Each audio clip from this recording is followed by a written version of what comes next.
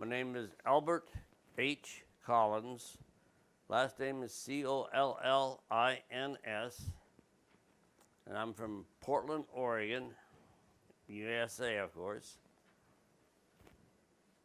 And Your birthday? July. I was born in July 1929 on July 20th. And where were you born? Portland, Oregon. Huh.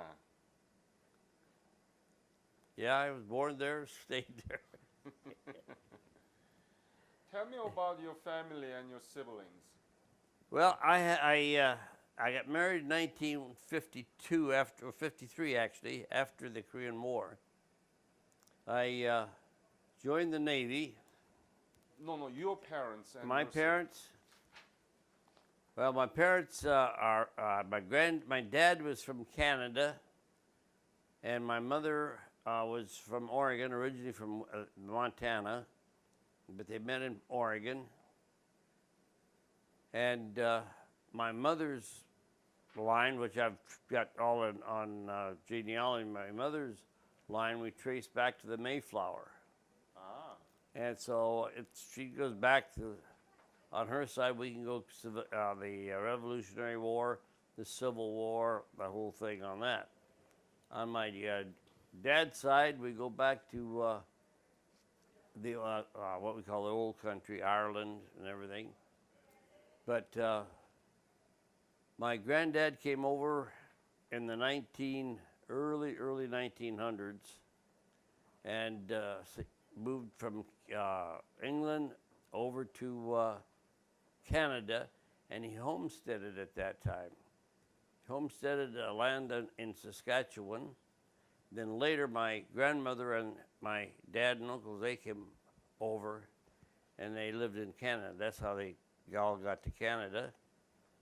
And my dad came down to work in Portland, Oregon, and met my mother there. They played soccer. Not the football or soccer? Yeah. At that time, soccer was not popular. I know. So my dad came down, he was working in a flour mill, and there was Germans and Englishmen and all kinds of foreigners. So they had their soccer league. Being they were all foreigners, they all played soccer. And my mother and my aunts all were kind of fascinated to go over and over to watch them. They ended up marrying several members of the team. That's how soccer got in our family. But that was more or less how we settled it in the Portland area. I see. How about your brothers and sisters? I'm an only child. You are the only Yeah. child? My dad saw me and he said, I think we got a real perfect one. We'll just quit right here. And so I'm an only child. I was raised, born in 1929, so I was right after the Depression. So I lived through the Depression in that area and through. Then World War II broke out. I was too young to go to war, but I was raised to support it. We did a lot of paper drives and we did things to support the troops. So I was always a big supporter of the military. Uh-huh. And so when I was old enough, I was going to college, my first year of college, and I was going to take pre-med. I wanted to be a doctor. When did you go to college? It started college in 1947. So you graduated high school in 1947? So late 46 and 47. Okay. And so I was going to school and didn't have a lot of money to go to college. Mm-hmm. And I wasn't going to have my mother and dad go in debt because they'd been in debt all their life. So I was going to extension school,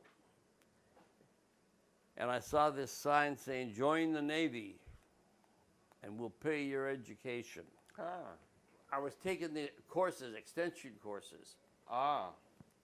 At the end of the war, there were so many returning GIs the colleges were full.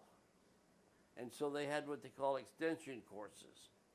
And everybody was taking pre-college extension courses and things like that. Uh-huh. And that's where I was at in those. In 1947. Yes. And then you saw the sign that Navy will. Pay my way. They will pay my way to be a doctor. I think it was called V12 program. Mm-hmm. So I joined the Navy, V12. B as V, in. like V is in Victor. Okay.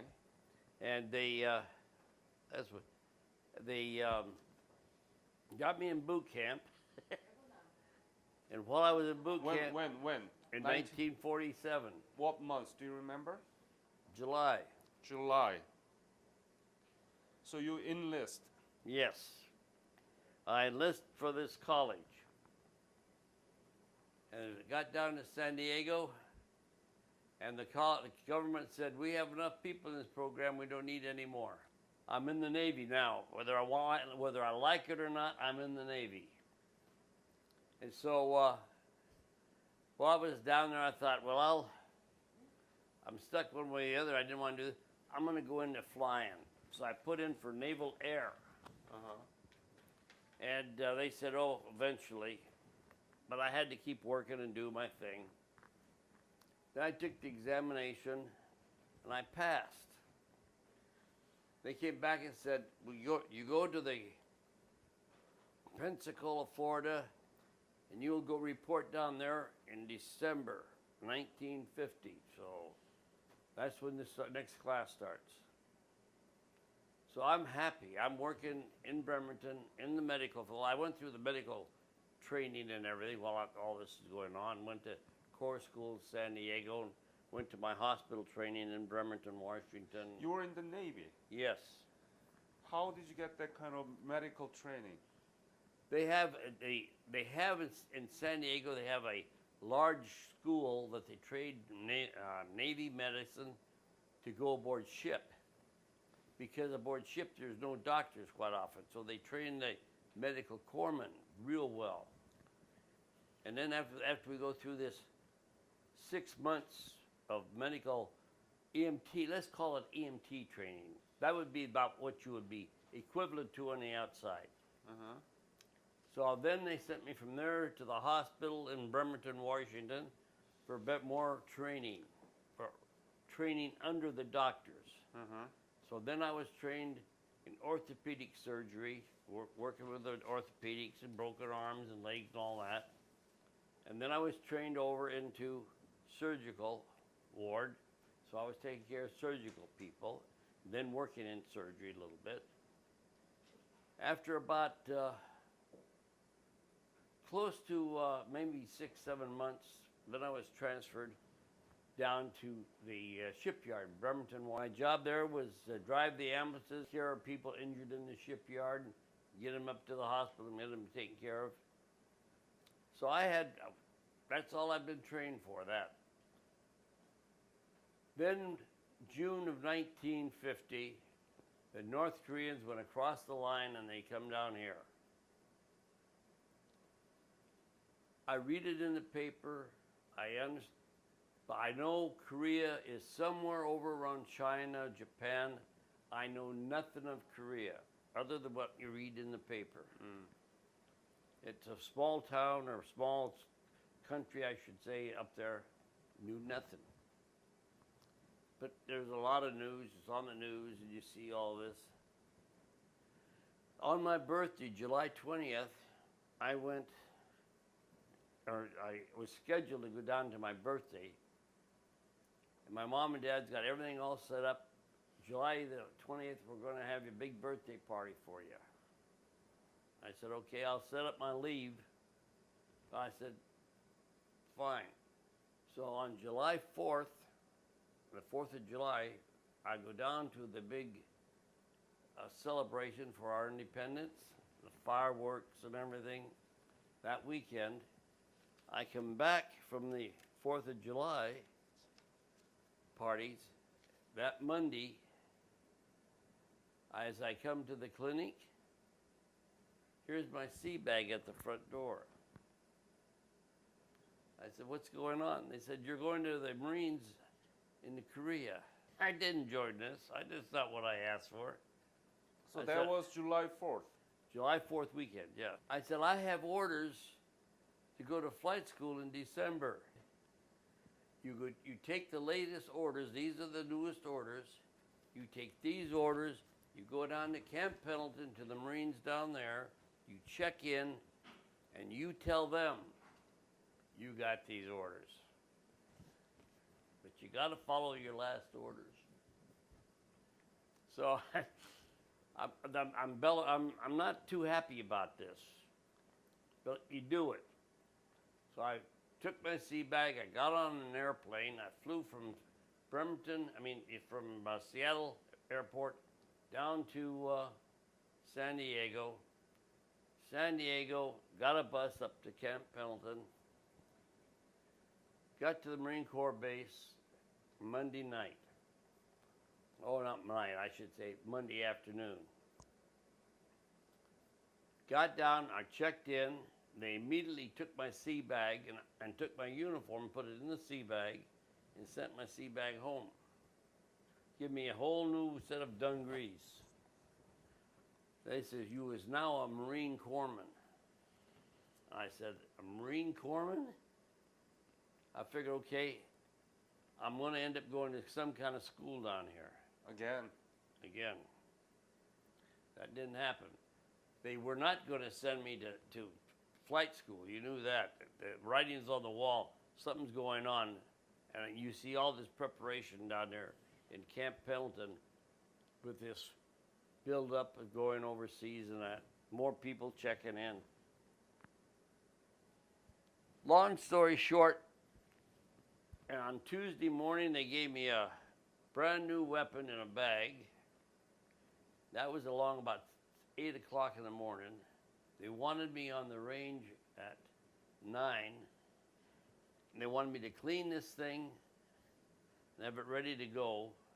And I didn't even know what it looked like. And I'm not the only one. I'm down there. I report in with several other men. Well, we didn't get to shoot it because we were supposed to shoot these guns. Didn't get to do that because somebody had to teach us how to clean these things. So we got that done, got a few things off. We never get to any target practice. Then Thursday, they put us on a plane and we flew to Japan. From where? From San Diego. San Diego. And as best as I can recollect, and I'm trying to think of how the dates are because it's all kind of running in there. But I went from San Diego to Japan. Japan, they put us on a ship. On a ship, we got to Busan. This was July. And I'm thinking it was long around about my birthday because I had no birthday. It was at the later part of July, and we were called the first replacements to the brigade. There was the first Marine Brigade there. First replacement? Yes, to the Marine Brigade. Marine Brigade, right? They had taken, for the brigade, they had taken Marines from Pearl Harbor, Guam, Philippines, Wake Island, all the area, and they had brought all these different commands to Busan and made a brigade. The brigade, Marine Brigade in Busan, was used to back up, I think it was 1st Cavalry. I'm not sure. I think it was the 1st Cavalry there. Yeah. And the 1st Cavalry was coming down, and it was around, I think, I'm bad about I'm telling you right now, I'm bad about towns. I think it was around something like Daegu or something like that. Uh-huh. And they were coming down, everybody was getting the living dickens kicked out of them. And the Marines were being used to hold that point or move this point, and they were going back as a fill. If there was a break in a line or something, then these Marines would run in there. We were camped outside of Tucson, but I think there was a Busan, I think, and we're somewhere we're camped outside, and then they would send us like firemen going to a fire. The thing that I remember the most, I mean, the battles are all the same. One battle isn't like another one, but the thing that really got my mind was all these civilians. There was old men, women, children, and there'd be families of anywhere from 8 to 12, it seems like, and they'd all be walking down the sides of the road. Mm-hmm. Some would be injured, where they got hit with a piece of shrapnel, or in some cases, those North Koreans would actually shoot at civilians.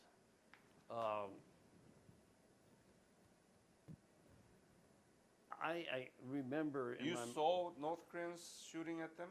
the North Koreans would shoot at civilians too. Did you? Did you see them? Do they? Yeah, one. I didn't see the actual shot, but I watched. I'll never forget. We captured a North Korean. When we came back through with this crowd, the crowd saw him and they were literally like ferocious. They took him and they kicked him. They had a little rubber shoe. It would look like goulashes. Yeah. And they literally almost kicked this man to death with these the way they were doing it. They were so irate, you know. Did you see that? Oh yeah, right there. And there was more of them than there was of me, and I was. Who did it? The civilians. Civilians. The men, South Korean men with their families when they saw this. Yeah, and they killed whom? They damn near killed this guy, the prisoner. Prisoner, okay. There was a hatred I have never seen anything like it in my life. But on the same token, when I in doing the medical end of it, putting bandages on people, you don't stop. If you're going down and you're not doing anything and you stop for a minute, if I saw this child that was hurt, or I saw a man or woman that they had white like pantaloons type balloon men and women. They were like big pantaloons, and if you saw blood on it, you knew there was an injury. And I can remember this one lady. She had, I think it looked like a bullet wound, like maybe a stray bullet might have hit her. And she had the bullet, and it evidently looked, it must have gone up, and it was gone this way, so it was still up in here, but there was a hole here. And she had been bleeding, bleeding real bad. Enough that I think would have been nice to have an IV. You could patch this up, stop it, but she should have an IV to get more fluids in her. Well, I took a look at it and I saw it, and I'm cleaning it and I'm putting a patch on and getting it cleaned up. I gave her a shot for pain, and I was turning around to get some IV from one of the people to give to this lady, and she evidently didn't. With the morphine, she must start feeling good. She gets up and goes running after her family. So you never know what happened to her. And this is one of the things that got me in that area was what happened to the people that we treated. Did these people live, die, or were they crippled? I had one person, one Marine. Actually, after I patched him up at some time, and I don't remember which Marine it was. I never did find out. My dad didn't remember, but he was from somewhere in Oregon, and he made a point when he got home, and he got from the hospital after he was treated, coming down to my dad and thank him. And I got a letter from Dad saying this Marine and whatever his name, he wanted to let us know what you did. That was made me feel great. You know. You were there in the very first phase of the Korean War, and you actually were trained as a medical I had technician, but you were not doing that job in Korea, right? no, I was on the front line. Right. If it hadn't been for these Marines that they had from these islands, and a lot of these guys were left over from World War II. Mm-hmm. There were guys that were going to make a career of the Marines. They were battle wise. Mm-hmm. And when I first reported to Korea, the dungarees I had still had creases on them from the folds and everything. And the sergeant said, "Doc, how long you been with the Corps?" I said, "Almost a week." And I thought he was going to have a heart attack. He couldn't believe it. But they needed first aid people. They needed people with first aid. One of the things that we learned out of this, I came over with probably, I think it was either 15 or 16 guys. We were all in the same boat. None of us had been trained in any way To fight. to fight or what to do in combat.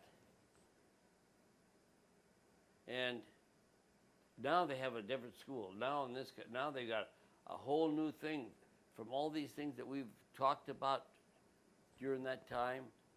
They later instituted a school down in Camp Pendleton that now Navy corpsmen have to go to that school, and they're trained under the Marines. They're trained for combat, which there's a different thinking.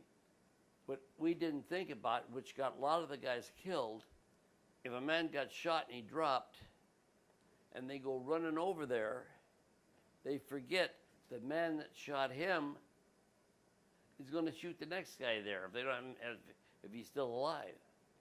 So you got a better than a 50-50 chance of getting shot if you go over there. And we lost a lot of men that way. Tell me about the frontline situation. How close were you with the two enemies, and how severe the battle? Please give me some kind of detailed description about the Nakdong perimeter. Most of it was in village or hill fighting type. When the enemy would come, sometimes there was flares and bugles. Sometimes there was bugles, and you'd hear them come running at you, be it up a hill or in a field. They would come. At the time, it was a North Korean soldier, not Chinese, right? No Chinese. Right. All North Korean. And they still used bugle? They had bugles. Yes. If I remember correctly, I believe they did, because I know the Chinese had the bugles. Right. But normally there was some flares. It seemed to me, if I remember right, it was basically first flares. I think there was bugles, but I don't remember. Right. It's going so back. But they would come in waves, I remember. And it just seemed senseless, but you just shoot.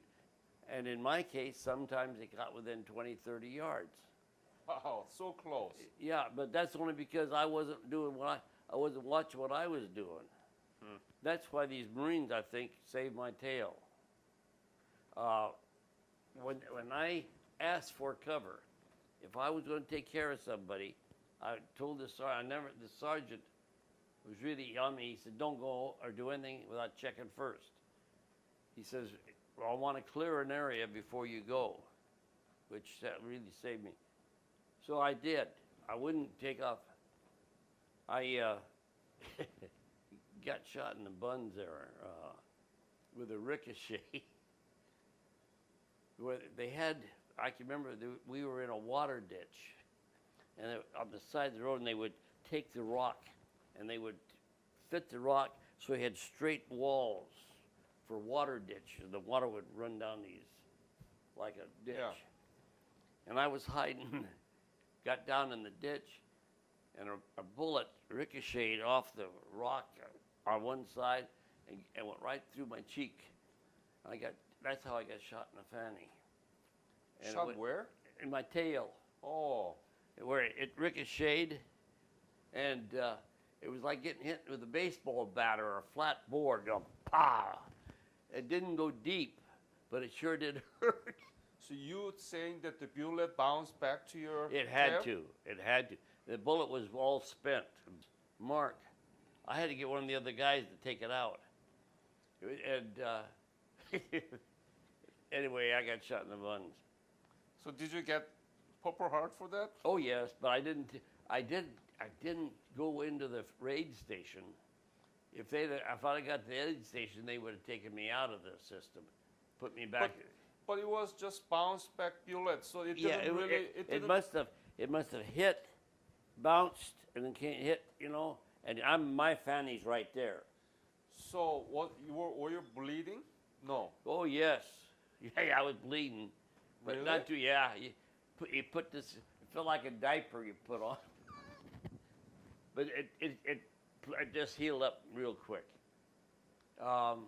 We went over to the Incheon from there. So when did you finish the battle around Nakdong perimeter? Around what time? What month? I would say we were down there. July, August. Most of August and August, September. It was in September, I think, is when we went around to Incheon. Landing. Yeah. So we were on and off. We weren't every day, but mostly like a fireman. Yeah. But where did you sleep and what did you eat during the Nakdong perimeter? You were in the Nakdong Nakdong. perimeter, right? Yes. Where did you sleep and what did you eat? We had sea rations, and the sea rations we had were made in 1943, 42, 43. The biscuits were hard, we remembered. There was a box, and I believe there were Wing cigarettes. Now, Wing cigarettes we hadn't seen. My God, they went out of business. It had to be in the early 40s. But Wing and there was a box. I think it was either 3 or 4 Wing cigarettes in a little box. Mm-hmm. That tells you how stale, The biscuit. There was a can with biscuits, harder than you could use them for a rock. They were so hard. If you put them in your coffee, it might soften the outside, but it took a long time for it to get inside. But we had sea rations. And a couple of times we didn't even have sea rations. They didn't get up in time eat them the next day. So it might be one day you might go either without.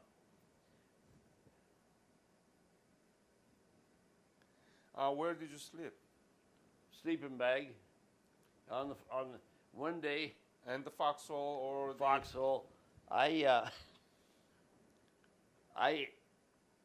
There was a sort of a runoff on this hill. It looked good, and I was going to be in this area, which was like a little V there. And I dug a hole. It was real soft. I dug a hole. I remember this. I was in there with a sleeping bag, and it rained late that night, and I covered up for the rain. But about 2, 3 o'clock in the morning, I'm wetter than Dickens. The rain had all gone to this gorge and went running down this gorge right to my foxhole. I ended up about 2 o'clock in the morning waking up wet. My sleeping bag was wet. Everything was wet. I'll never forget it. It was interesting. But Really. because it was summer, you were okay, right?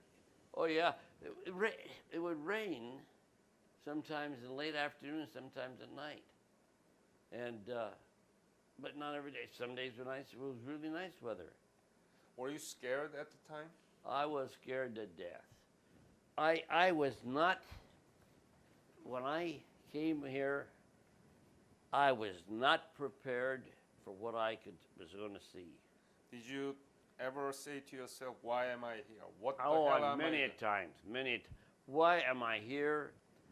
The land was if you saw that area, I haven't been down there since it, but there was nothing There was no, the trees, the only trees that had anything were like a pine tree, but the regular trees, the leaves were all gone.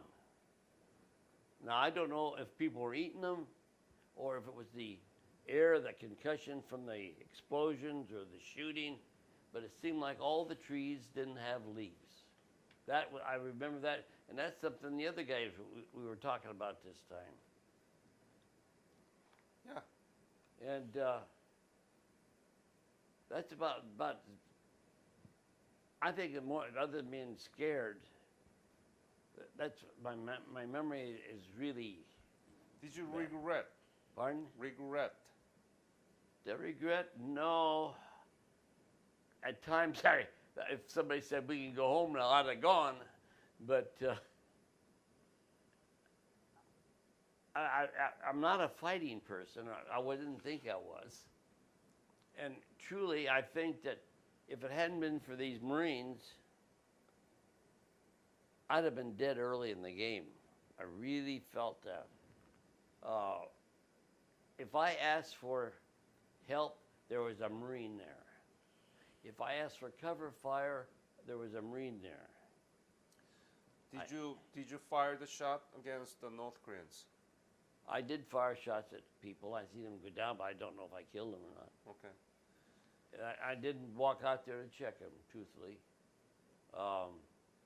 And I didn't use the carbine I had was worthless. I remember that they issued us this carbine, and I finally learned how to clean it and everything. But it had like a bullet, like 38 caliber, I think it was. And it would hit them, but it wouldn't knock them down. Huh. It just didn't have enough power. And I'm sure I hit them, so when I got a chance picking up an M1, I cured an M1. And when I hit them with that, they went, I know I hit them. The North Koreans almost got every part of the Korea except Nakdong perimeter at the time. Mm-hmm. We were almost losing. It seemed like there was a couple hills there that would look like there was water way off in the distance. It looked like water. Uh-huh. Now, it might have been heat coming up on the land. I don't know. That was, if it was water, we couldn't go any farther. We would come back to the camp area. There's always refugees.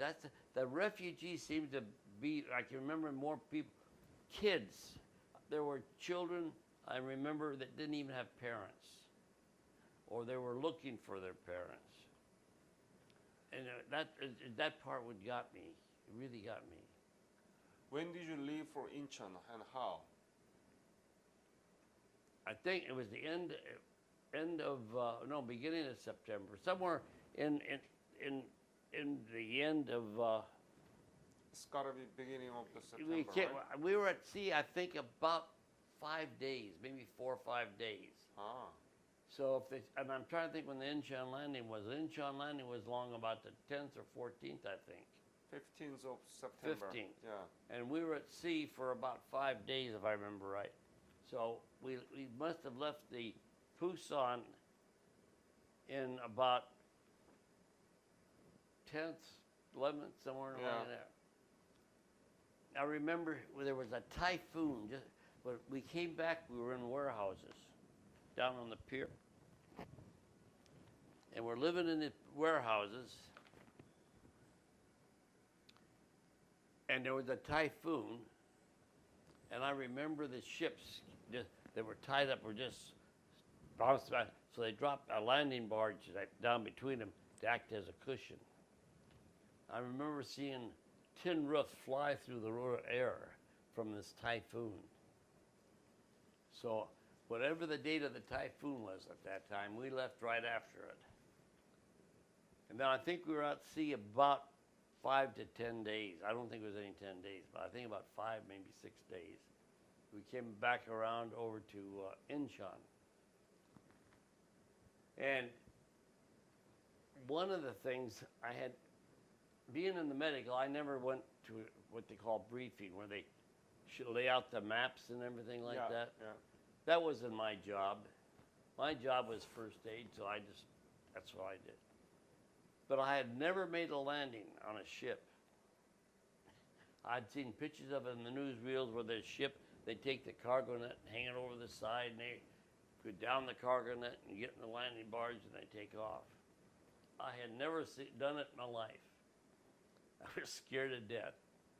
So the day before we make the landing, we're all still out to sea. They come around and they give us all 3 days of ration. That's 3 more boxes to carry. And they gave me 8 bandoliers of ammunition to carry. And they told every one of us, when we hit the beach, drop everything you got on the beach, because it's going to be 24 hours before the tide will come back. So we have to have all these supplies there. So you drop all this ammunition and food right on the beach, and then go to your assembly area. And they showed us on that piece of paper where the assembly. And from the wall to our assembly area was maybe 400 yards. And everything was, they're throwing at you, throwing this side. So when I got to the railing, I'm all loaded up. I got all my pack, I got all my gear, I got my first aid gear, got my rifle. I got these 8 bandoliers of ammunition hanging around my neck. I got 3 boxes of rations. I got 1 in my pack and 3 that I'm supposed to drop off. We get it to the railing, and I look over, and the ship is here, and the landing barge here, and the waves, and they go out like that, and come back. And they go out there, and here's this net going this way. And I'm sitting there thinking, holy God, I'd never made it. Then the Marines that were there said, Doc, if you haven't done this before, hold on to the ones that are upright. Don't go the horizontal ones, or somebody will step on your hand. So hold on to the other. And I said, well, what about when it swings body? He says, don't think about it and don't fall down there. And I'm sitting there thinking, don't think about it, Jesus. So as I'm over the railing and I'm going down this thing, and it goes out, and I look down. If you fall between the two, you know you're going to die. It's going to hit you and you're going to go down and drown. I went down this cargo net, scared to death. Got into the cargo, into the landing ramp, and I'm halfway back from the front. Remember that? And they lowered down these big ladders. There's 2 big ladders, and they must have been 20 foot or so. And I'm in the second wave. And so we're buzzing along, but we're doing very slow. The first wave's up there, and they're barely moving. I find out we're moving slow because the tide's going slow, and we have to keep at least 2 feet of water under the boat so it won't go aground. And I keep thinking, we're targets. We're out here going putzing along real slow, and we are targets. Well, the first wave gets to the wall, they unload, and as we pull up alongside the boats, as he's pulled away, and when we go, they put the landing barge was right up against the wall, and he revs up the engine so he can stay pushed against the wall. When he swung the ladders up, we all run up these ladders. Well, I remember I'm almost on the bottom, ready to get on the ladder, and the guy getting off up gets shot and goes backward into the barge. I remember that ladder seemed to me to be the longest ladder in the world. It looked like it must have been 150 feet tall, that ladder. I'm scared the living dickens out of me. So as we go up the ladder, I am so scared, I don't drop all this stuff. I have this stuff still hanging on me. And I'm scared as hell. And I'm carrying, and I'm running to my assembly area, and I'm tired. I can't understand why I'm so exhausted, because I'm trying to get over there. When I get there, the sergeant said, Doc, you're supposed to leave that crap at the wall. I look down, I'm still carrying it all. Every bit of it. I've still got the boxes and everything. Well, I wasn't going to carry it back. I dropped it right there. Did you see jet aircrafts bombing the area? Just beyond us. I saw that from a ship. Before the first wave, there was strafing and rockets and bombings going in.